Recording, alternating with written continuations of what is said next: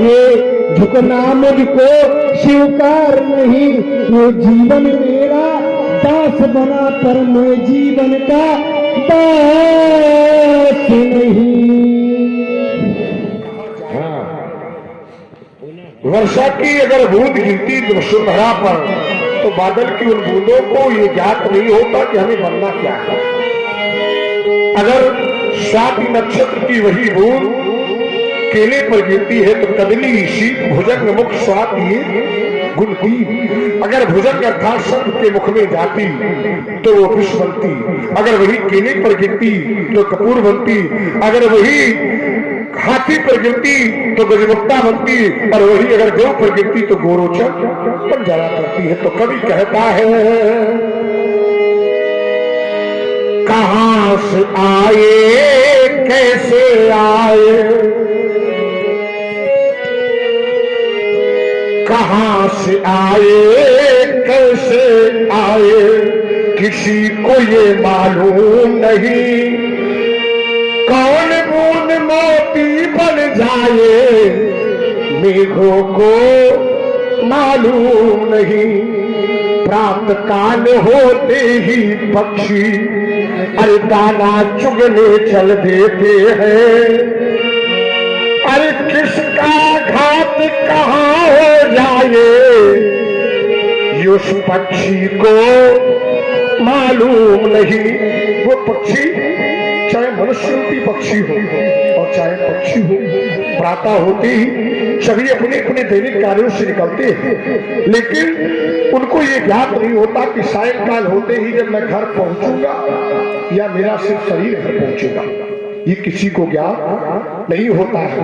तो वही इस संसार में दाम्पत्य जीवन में जब दो अनजाने राही आते हैं, वर और कन्या, दोनों सातों वचनों में हम जीवन भर साथ रहेंगे ऐसे वादे ऐसी कसमें खाते हैं, लेकिन ये उनको ज्ञात नहीं होता कि क्या वास्तव में हम सारे जीवन एक साथ रह सकते हैं, ये किसी को ज्ञात नहीं है। अरे तो अनजाने राही देखो दाम्पत्य सूत्र में बंधते हैं, जीवन भर वो संग रहेंगे ऐसी कसमें धरते हैं। पर किसका साथ कहाँ छूट जाए ये उस दंपति को मालूम नहीं। कौन बूंद मोती बन जाए मेघों को मालूम नहीं। अरे कहाँ से आए कैसे आए ये किसी को है मालूम नहीं। कौन बूंद मोती बन जाए मेघों को मालूम नहीं। अब कवि कहता है ऋषि जीज का दान विश्व में अमृत का वरदान बन गया।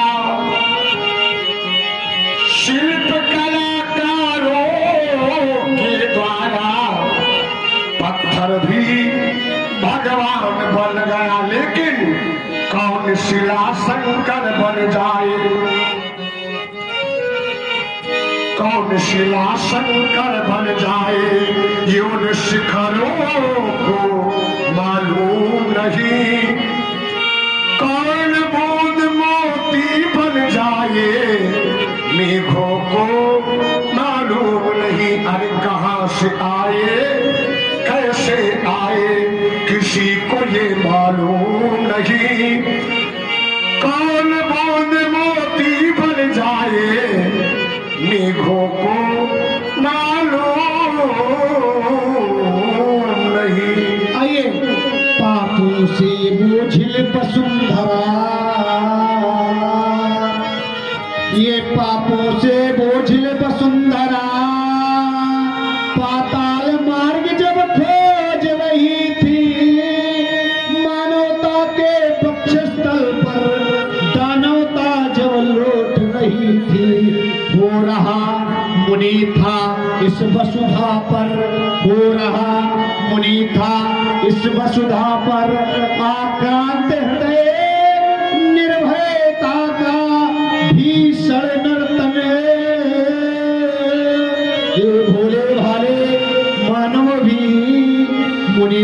सताए जाते थे। जिस समय सनातन धर्म ग्रंथ ये ईंधन के बदले चलते थे, जिस समय देव प्रतिमाओं पर निशंक हथौड़े चलते थे, जिस समय गरीबों की झोपड़ियों में ये आग लगाई जाती थी, जिस समय साधुओं को परवश मदिरा पिलवाई जाती थी, तब मैं दवा करके ठीक कर दिया। मारे असुरे दुजिनी रे भयकारी, स्तुति करही देव मुनि झारी। जिस समय खुले बाजारों में ये कन्याएं बेची जाती थी, जिस समय बूढ़ी अनाथ अभिलाषों में ये बधिकों को दे दी जाती थी, तब कहाँ गए थे परशुराम? तब कहाँ गए थे परशुराम? तो नहीं सामने आए थे, हाथों में लेकर धनुष बाण ये रघुकुल नंदन ही आए थे। ये वही वंश है महामुनि जिसने राक्षस दल मारा है, पड़ गए चरण जिस पत्थर पर उसको भी तारा है। संसार में व्यक्ति आता और आने के बाद अगर वो सिर्फ अपने लिए जीता तो अपने लिए तो पशु भी जीते। जब वही व्यक्ति परोपकार में जीता है, दूसरों के लिए जीता है, तो आचार्य कहते हैं परिहित सरिष धर्म नहीं भाई। वही जब दूसरों के लिए जीता है तो उसका इतिहास के स्वर्ण अक्षरों में नाम अंकित हो जाता है। कवि कहता है व्यासी, सागर सावन देता है, सागर सावन देता है, मधुवर खुशबू देता है।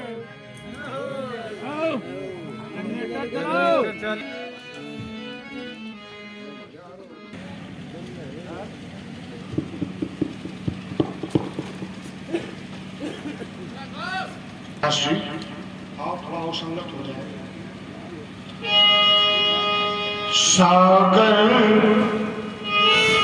सावन देता है, मधुवर खुशबू देता है, औरों के हित मरता है। जब परोपकार में व्यक्ति अपना बलिदान करता है शरीर, तो उसका इतिहास के सब अक्षरों में नाम अंकित हो जाता है। औरों के हित मरता है, औरों के हित जीता है, उसका आशु रामायण, उसका आशु रामायण, उसकी हर बोली गीता है। जो दूसरों के लिए जीता है उसका एक एक शब्द रामायण की भात अनुकरणीय हुआ करता है, और उसका एक एक अश्रुबिंदु गीता के समान पवित्र हुआ करता है। तभी तो कवि कहता है संसार में अगर आप आए हैं, रचनाकार कहते तो आपको अपने लिए नहीं जीना है, आपको दूसरों के लिए परोपकार में जीना है। चाहे आप देश के लिए जिए, चाहे आप संसार के लिए जिए, चाहे आप समाज के लिए जिए, और चाहे इन बेजुबान जीवों के लिए जिए। अगर आप दूसरों के लिए जिएंगे तो इतिहास आपका अमर होगा और युगों युगों तक यशोगान गाया जाएगा। कभी कहता है गीत का प्रथम भाव व्यास, प्रथम भाव कहता है, मत जियो सिर्फ अपनी खुशी के लिए, मत जियो सिर्फ अपनी खुशी के लिए, कोई सपना बुनो जिंदगी के लिए। पोंछ लो दीन दुखियों के आंसू अगर,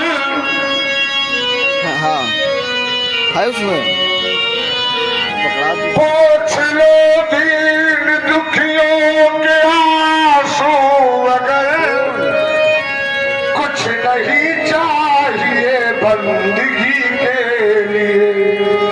मत जियो सिर्फ अपनी खुशी के लिए, कोई सपना बुनो जिंदगी के लिए।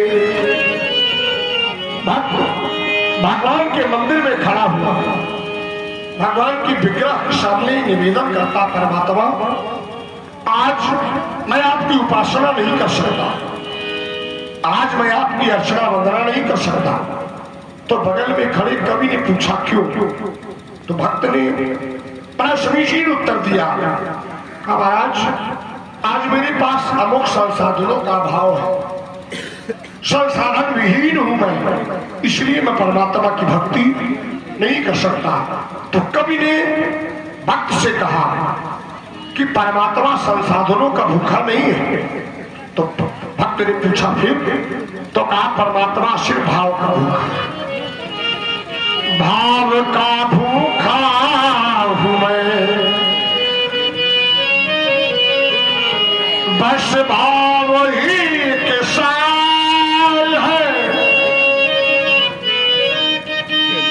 भाव से भज ले मुझे तो भाव से बेड़ा पार है। क्या परमात्मा तो सिर्फ भाव का भूखा है, इसलिए कवि ने भक्त से कहा तुम्हें संसाधनों की आवश्यकता नहीं है। फिर आप अपने भाव को प्रस्तुत करो। कैसे?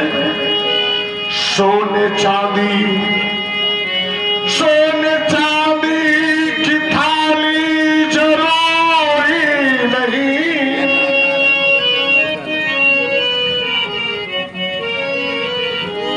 सोने चांदी की थाली जरूरी नहीं, दिल का दीपक बहुत आरती के लिए। मत जियो, मत जियो सिर्फ अपनी हाँ खुशी के लिए, खुशी के। गीत का दूसरा भाव कहता भगवान से कहता परमात्मा आप मुझे जीवन भर सुख न देना, दुखों का आना बहुत जरूरी है। भगवान ने पूछा क्यों? तो भक्त ने कहा महाराज ये दुख ही तो एक है जो आपका नाम याद करने के लिए हमें विवश कर देता है। भला सुख में आपको कौन याद करता है? ये दुख है जो आपका नाम याद करने के लिए हमें विवश कर देता है। जब संसार के सारे मार्ग बंद हो जाते हैं, सारे द्वार बंद हो जाते हैं, तो सिर्फ आपके ही मंदिर का दरवाजा खुला होता है, जहां पर भक्त आकर के अपनी आत्मवाणी को सुनाता है ना। इसलिए हमें सुख न देना, करना क्या? पाव जाए ज्यादा,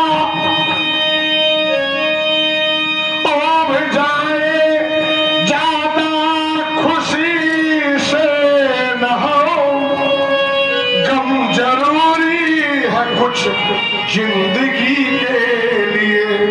मत जियो सिर्फ अपनी खुशी के लिए, खुशी के लिए, कोई सपना बुनो जिंदगी के लिए।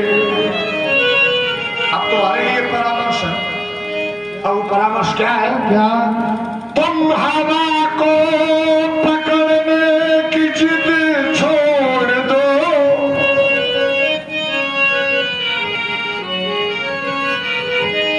तुम हवा को पकड़ने की जिद छोड़ दो, वक्त रुकता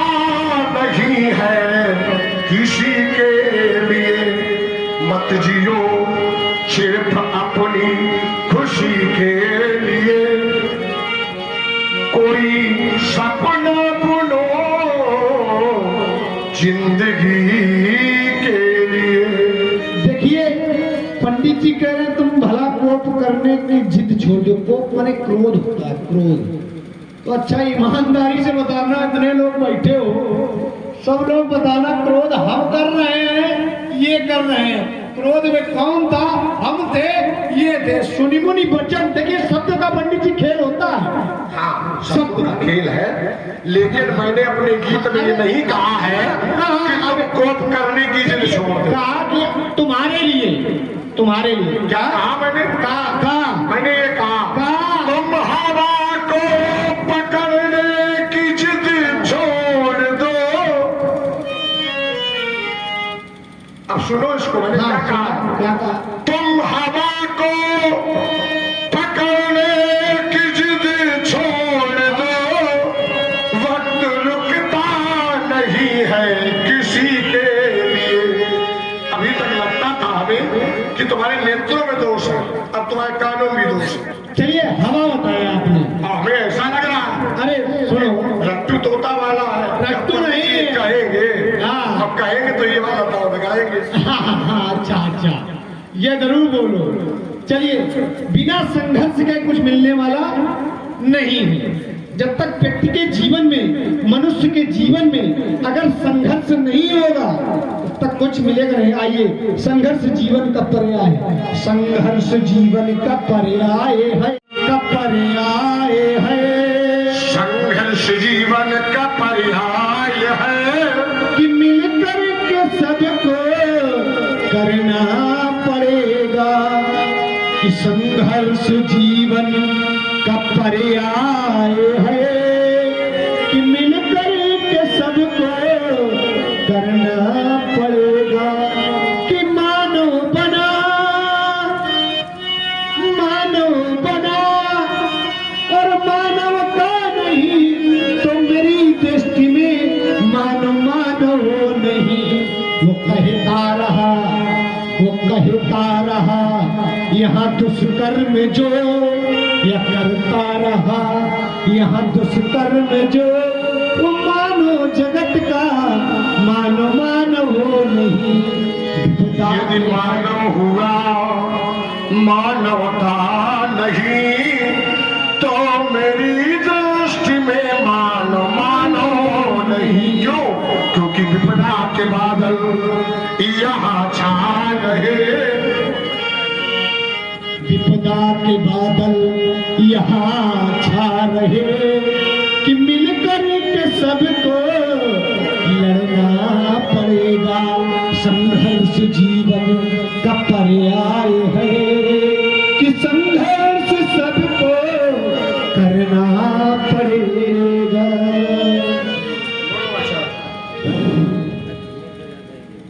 पीछे हमारे भाई बैठे हैं जी बढ़ गया है। इसको हटा लीजिएगा। चक्कर में पड़ना। जब चला होगा तब चला होगा, अब थोड़ी चलेगा। अरे भाई अरुण मामा ने बढ़ा देगा तब 50। देखो अब न चलाना, देखो अब ना अब और ज्यादा चलेगा। साथ ही आग में घी पड़ा और ज्यादा चलेगा। साथ ही दिया का महाराज लक्ष्मण जी कह रहे हैं आप क्रोधी है, आप कह रहे हैं लक्ष्मण जी क्रोधी। मैंने नहीं कहा कि लक्ष्मण क्रोधी है कि नहीं है, यह लक्ष्मण का व्यक्तिगत विषय है।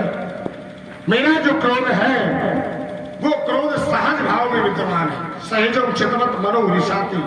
मैं सहज भाव में जिसकी ओर दृष्टि बात करता हूँ, देख लेता हूँ, उसको ऐसा लगता है जैसे मेरा कान मेरे सामने खड़ा हो। उसमें मेरा कोई दोष, किसी व्यक्ति के अंदर अगर कोई गुण सहज भाव में विद्यमान होता है तो वो उसका दूषण नहीं है, फिर उसका आभूषण होता है। जैसे मेरे अंदर जो क्रोध है ये सहज भाव में विद्यमान है, इसलिए क्रोध परशुराम का दूषण नहीं है, क्रोध परशुराम का आभूषण है। क्रोध भोलेनाथ के अंदर विद्यमान है, लेकिन है कैसे? तो सहज भाव में विद्यमान है, इसलिए क्रोध भोले बाबा का आभूषण है, दूषण नहीं है। जिसके अंदर जो गुण सहज भाव में विद्यमान होता है वो उसका दूषण नहीं, उसका आपको आभूषण होता है। जैसे अगर कोई व्यक्ति अच्छा धावक है तो उसको दौड़ने में कोई कठिनाई नहीं आएगी, क्योंकि सहज भाव में उसके अंदर ही गुण है। अगर कोई गायक है तो वो सहज भाव में बड़ा अच्छा गाएगा, क्योंकि उसका सहज गुण है, सहज भाव है। और वही जो व्यक्ति गायक न हो उसके लिए बड़ा कठिन है। तो जो उसका सहज भाव है वो उसके लिए आभूषण है, चाहे वो क्रोध हो और चाहे अस्त्र चलाना हो और चाहे किसी की हत्या करना हो। जो उसके अंदर गुण है वो अगर सहज भाव में विद्यमान है, सहज का मतलब है उत्तम सहज अवस्था, माने सहज अवस्था वो जिसमें आपको कोई विशेष श्रम न करना पड़े, वो आपसे सहज में हो जाए, आपको कोई विशेष श्रम करने की आवश्यकता, ये सहज अवस्था। तो वही परशुराम का क्रोध सहज भाव में है, इसके लिए हमें कोई विशेष श्रम या विशेष कार्य करने की कोई आवश्यकता नहीं है। समझ में आया? समझ में आया। इसको घटा दो क्रोध को और अच्छे लगेंगे। घटाया जाएगा नहीं, जब मेरा आभूषण तो कैसे घटेगा? घटा दो, खीर पूरी खा। कैसे घटेगा? कैसे घटेगा? अरे भाई ब्राह्मण को मीठी चीजें पसंद होती भाई, जैसे घटे तैसे बताओ, जौन बताओ तो फिर तो प्यारा खाना चित होगा। सुनो सुनो, हमको छेड़ोगे तो छोड़ेंगे, छेड़ेंगे छोड़ो। देखो ब्राह्मण जैसे कहो वैसे बताओ जी भाई। कुछ मीठी चीजें खा लो, खीर खा लो, पूड़ी खा लो, विवाह में आए हो, सब मिठाई सब 56 प्रकार के सब लगे हैं, खाओ। क्रोध को घटाओ, काहे में बदान करे। रुक जाओ, का ब्राह्मण मिले तो का मीठा खिलाओ, ब्राह्मण पसंद। अच्छा ब्राह्मण से दक्षिणा लगे। रुक जाओ दक्षिणा लग लो। ब्राह्मण से अगर क्षत्रिय मिले तो क्षत्रिय का क्या दायित्व होता है? मैं तुमको छोड़े दे रहा हूँ, मनमुखी नहीं, शास्त्रोक्त होता चाहिए। बिल्कुल सही। ब्राह्मण से क्षत्रिय मिले तो फिर क्षत्रिय को क्या करना चाहिए? क्षत्रिय को ब्राह्मण की पूजा करनी चाहिए। पूजा जी, कैसे? पूजा करनी चाहिए। कैसे? जैसे कोई प्रमाण? पूजा करनी चाहिए। ये मनमुखी नहीं, हाँ, ये शास्त्रीय प्रमाण। शास्त्रीय। क्षत्रिय का धर्म होता है ब्राह्मणों की रक्षा करना। क्षत्रिय का धर्म होता है, जैसे क्षत्रिय का धर्म है ब्राह्मणों की रक्षा करना, और क्षत्रिय का धर्म है ब्राह्मणों, क्योंकि जो क्षत्रिय हैं और क्षत्रिय अगर ब्राह्मणों का सम्मान नहीं करेंगे तो कहा जाएंगे। ये सब लोग बताओ, हमको छेड़ा है तो छोड़ेंगे नहीं। हमको ये बताओ हाँ। कि पंडित जी अगर मिले तो फिर ठाकुर साहब को क्या करना चाहिए? ठाकुर साहब को यही करना चाहिए कि बुलावे, घर में ले जाए, बढ़िया भोजन व्यवस्था कराए, सुनो, सुनो, नियम बनाना बड़ा सरल है हाँ। और नियमों का पालन करना बड़ा कठिन है। अच्छा, दक्षिणा दे। पंडित जी शास्त्रोक्त उत्तर चाहिए। पंडित जी मनमुखी वार्ता नहीं होगी। अरे तो दक्षिणा दे। चलो फिर एक उत्तर लो। हाँ। गुरु जी से कहना जाके कि गुरु जी आज परशुराम जी ने हमसे ये पूछा था, जब ब्राह्मण से क्षत्रिय मिले तो क्षत्रिय का पहला सिद्धांत आचार्य कहते हैं, ब्राह्मण कुशलम प्रक्षेप क्षत्रिबंधुम निरामयम। ब्राह्मण से अगर क्षत्रिय मिले तो कुशल पूछे, कुशलम प्रक्षेप, पहले उसकी कुशल पूछे, ये न पूछे कि सुनिमुन वचन लखन मुस्काने और बोले परस भवई अपमाने। पहले अपने चरित्र के साथ न्याय करना सीखो। ये मीठा पूरी खीर सब भूल जाओ। अरे हम हमारे सामने बिल्कुल बिल्कुल संतुलित भाषा, हाँ बिल्कुल संतुलित। इसलिए संसार में आने के बाद जब व्यक्ति, हम इसी गीत के बाद प्रसंग की ओर चल रहा हूं, हमें राजकुमार ने कहा ये मानव हुआ, मानवता नहीं तो मेरी दृष्टि में मानव मानव नहीं है। ये बात सत्य है, मानव हुआ और मानवता अगर उसके ऊपर विद्यमान नहीं है तो फिर मानव पशु के समान हुआ करता है। आचार्य कहते हैं, कभी कहता है, हम अगर आए तो हमें करना क्या है? गीत भूदान के मिलके गाते चलो,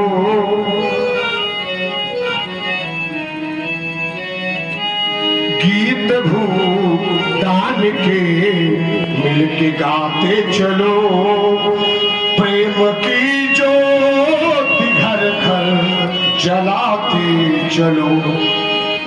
कोई भूखा न हो, कोई नंगा न हो, कोई भूखा न हो, कोई नंगा न हो, न कोई भूखा हो और न कोई नंगा हो। हमें समाज के लिए दर्शन देना, हमें समाज का निर्माण ऐसे करना है। आओ बंद महलों में यमुना या गंगा न हो, बंद महलों में यमुना या गंगा न हो। बड़े उठो और समता की धुन गुनगुना, इस विषमता के तम को मिटाते चलो। गीत भूदान के मिलके गाते चलो। प्रेम की ज्योति घर घर जलाते चलो। गीत का दूसरा भाव कहता है, जिसके माथे से टपका, जिसके माथे से स्वरूपी पसीना न गिरा तो फिर उसका जीवन सार्थक सिद्ध नहीं होता। कवि कहता है, जिसके माथे से टपका पसीना नहीं, वो मनुष्य सीख पाया है जीना नहीं। बड़ी उठो और समता की धुन गुनगुना, बड़ी उठो और समता की धुन गुनगुना। इस विषमता के तम को मिटाते चलो। गीत भूदान के मिलके गाते चलो। प्रेम की ज्योति घर घर जलाते चलो। गीत का भाव कहता, भूमि तेरी नहीं, भूमि तेरी नहीं, भूमि मेरी नहीं। ये भूमि ना आपकी है और न ये भूमि मेरी है। ये भूमि है क्या? तो कवि कहता है, भूमि माँ है मनुज की चेरी नहीं, श्रम है वह पुरुषार्थ की ले कुदाली। अरे श्रम है वह पुरुषार्थ की ले कुदाली। अरे इस माटी से सोना उगाते चलो। गीत भूदान के मिलके गाते चलो। प्रेम की ज्योति घर घर जलाते चलो। आइए, आपने कहा प्रेम की ज्योति घर घर जलाते चलो। आइए, इतने वर्षों बाद श्री सुशील शुक्ला, इतने वर्षों के बाद इतना बड़ा कार्य हो गया और सारे विरोधी लगे रहे लेकिन कुछ कर नहीं पाए। एक विरोधी था उस देश में और उसने कहा भी था कि हमने इतने अस्त्र शस्त्र बनवाए हैं, ये देखने के लिए नहीं बनवाए हैं, भारत पर छोड़ने के लिए बनवाए हैं। समाचार पत्रों में निकला, समाचार पत्रों को लोगों ने पढ़ा भी।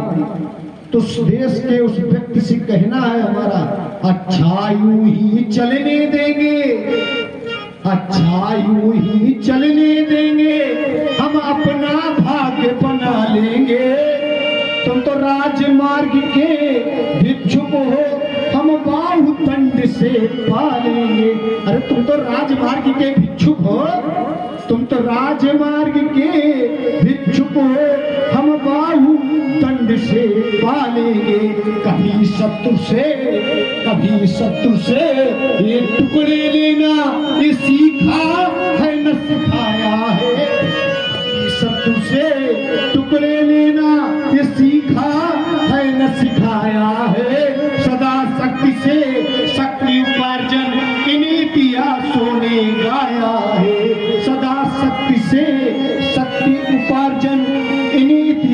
दासों ने गाया है।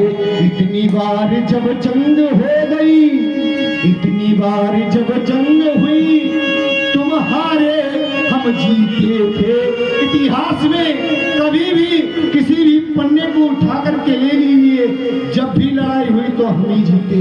इतनी बार जब जंग हो गई, तुम हारे हम जीते थे, हम जीते थे, तुम हारे थे, तुम हारे हम जीते थे। अब की बार यदि जंग हुई, अब की बार यदि जंग हुई, तो नाम निशान नहीं होगा। कश्मीर भी होगा भारत में, पर पाकिस्तान नहीं होगा। देखो, देश की बात आए तो चाहे वो छोटा बात करे चाहे बड़ा करे, अगर बात अच्छी तो स्वीकारी जाए। देश के हित करल जो पिए जाएंगे, नाम उनके अधरों से लिए जाएंगे। अर्थी उठेगी जिसकी इस वतन के लिए, तो लेखनी से नमन वो किए जाएंगे। जो देश के लिए जीता है, अगर हम नहीं देश के काम आए तो धरा क्या कहेगी, गगन क्या कहेगा। इसलिए जो हमारे देश से वीर सपूत, जो इस मातृभूमि के लिए अपनी को बलिदान करके अमर नाम दुनिया में करके चले गए, वो चाहे बलिदान किसी मंदिर के लिए हुआ हो, और चाहे वो बलिदान फिर भारत मां के लिए हुआ हो, चाहे वो 500 वर्षों की यात्रा मंदिर की हो, और चाहे वो अनवरत यात्रा देश के हित की हो, जिसने इनके लिए अपना बलिदान दिया, तो फिर उसका इतिहास में नाम अमर हो गया।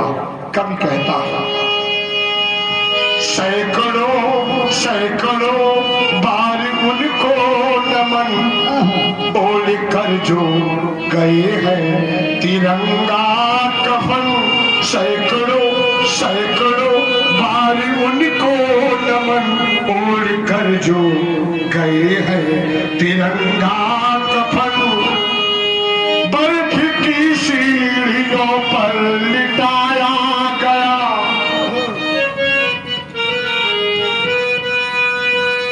बर्फ की सीढ़ियों पर लिटाया गया। आदमी जानवर था बनाया गया।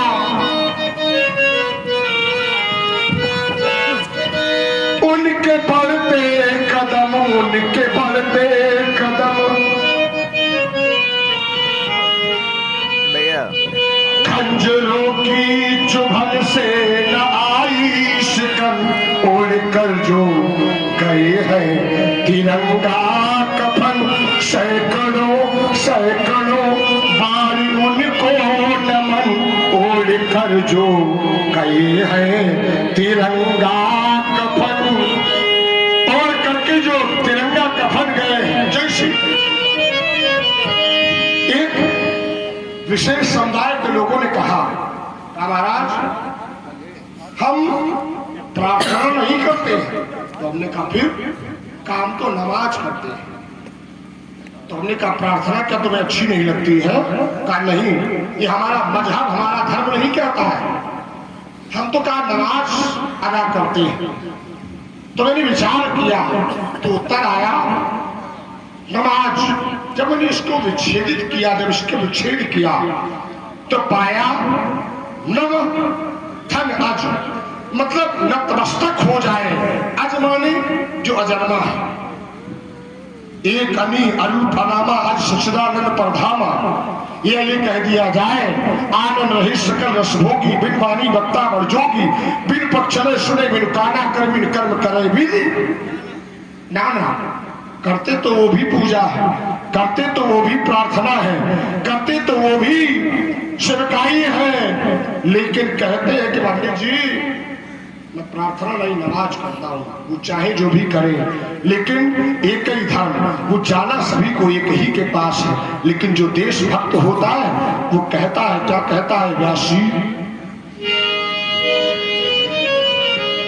देश ही जिनका अल्लाह भगवान था,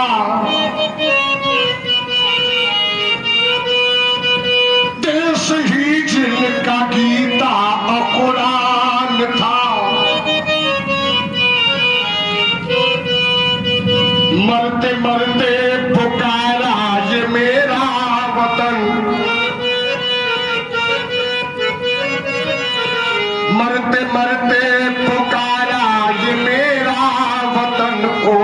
कर जो गए हैं तिरंगा कफन, सैकड़ों सैकड़ों बार उनको नमन, ओढ़ कर जो गए हैं तिरंगा कफन।